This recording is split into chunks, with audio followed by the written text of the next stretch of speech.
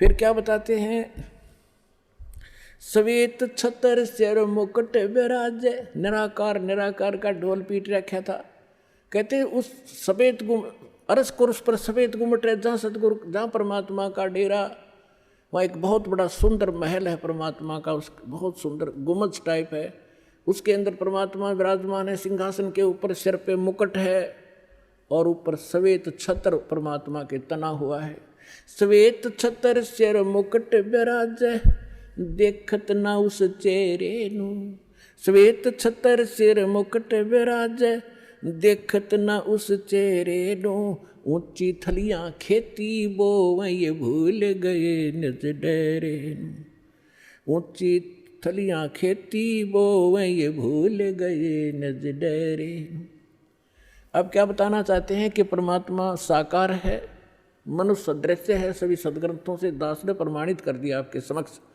और जिन महापुरुषों ने भगवान मिले, सचखंड लेकर गए अपने निज स्थान पर, फिर उनको वापस छोड़ा, उन्होंने अपनी अमृतवाणी में एफिडेविट दे रखा है कौन है भगवान, कहाँ रहता है, कैसी सूरत है और क्या नाम है उसका।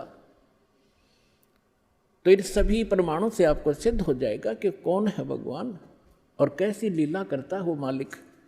तो यहाँ क्या बताते हैं कि आप जी जो साधना कर रहे हो, अन्य देवी देवताओं की, पूर्ण परमात्मा की भक्ति ना करके किसी भी ब्रह्म की, सरपुरुष की, अक्षर पुरुष की, ब्रह्मा विष्णु महेश की, या दुर्गा या निरंजन की, तो ये तो ऐसी साधना है जैसे कोई किसान ऊंचे स्थान पर, थली पर, पहले वर्षा पर आधारित थे सभी मानव समाज, और उस समय गरीबदास जी ने भी किसान थे। गरीबदास जी जाट ग्रुप में, जाट जाति से थे, और अपने वहाँ के साथी जो किसान थे उनको भी समझाना था। इसलिए बता रहे हैं कि जो मैं भक्ति बता रहा हूँ जिस भगवान की, उसकी साधना ना करके आप अन्य जो साधना कर रहे हो ऐसी है जैसे ऊंची थलियों पर, ऊंचे स्थानों पर बीज बो दिया, खेती कर ली, और जब थोड़ी बहुत वर्षा हुई तो वो उस थलियों का पानी एक समतल स्थल पर, डहर बोलते थे उसको, डहर, वहाँ आकर इकट्ठा हो जाता था, और उस स्थान को, डहर के अंदर पानी वर्षा भी और आसपास के ऊंचे क्षेत्र का उसी में आ जाता था।